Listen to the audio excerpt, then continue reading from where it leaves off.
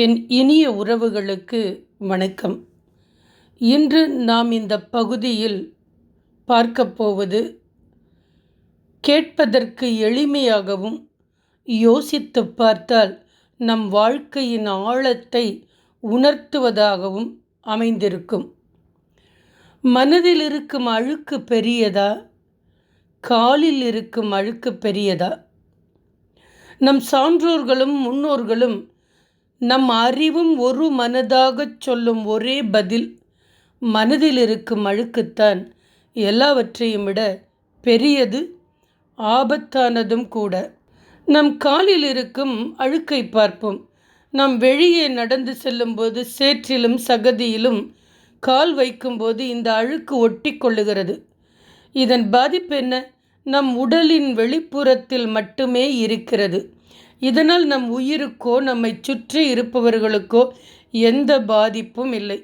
ஒரு சொம்பு தண்ணீர், ஒரு சொம்பு தண்ணீர் இருந்தால் போதும், காலில் இருக்கும் அழுக்கை சில நொடிகளில் கழுவி துடைத்து விடலாம். காலை கழுவிய அடுத்த கணமே நாம் தூய்மையாகி விடுகிறோம். காலில் இருக்கும் அழுக்கு தற்காலிகமானது. அது நம் பாதங்களை தாண்டி நம் பண்பை பாதிப்பது இல்லை.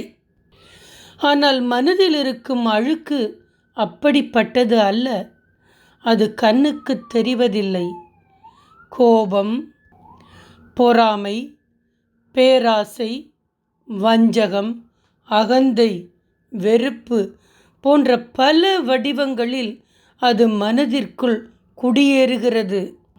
காலில் அழுக்கு இருந்தால் அது நம்மை மட்டும்தான் அசிங்கப்படுத்தும்.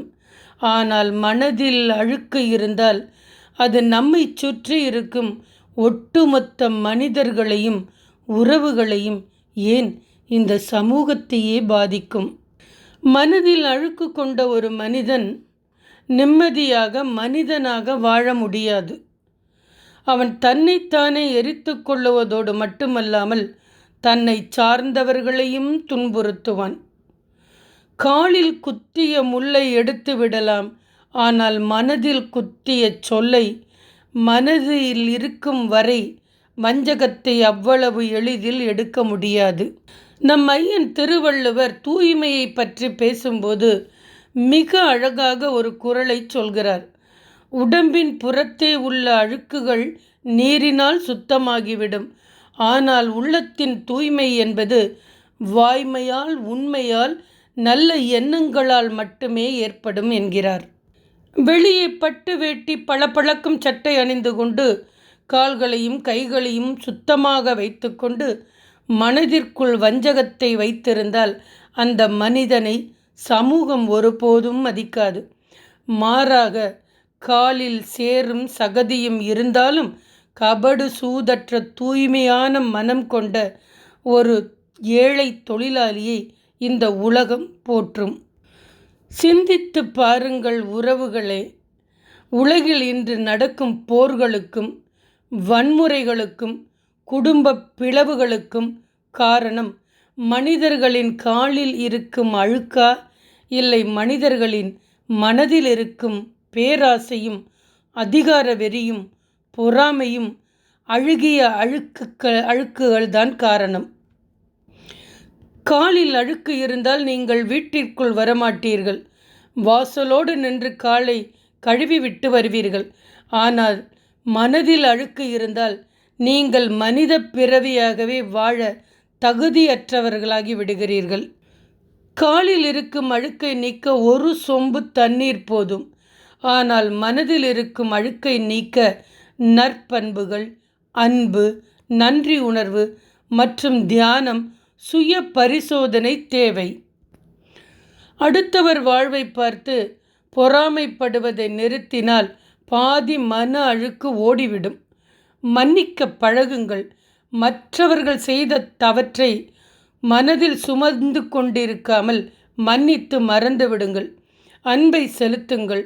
எதிர்பார்ப்பு இல்லாத அன்பு மனதை தங்கம் போல் தூய்மையாக்கும்.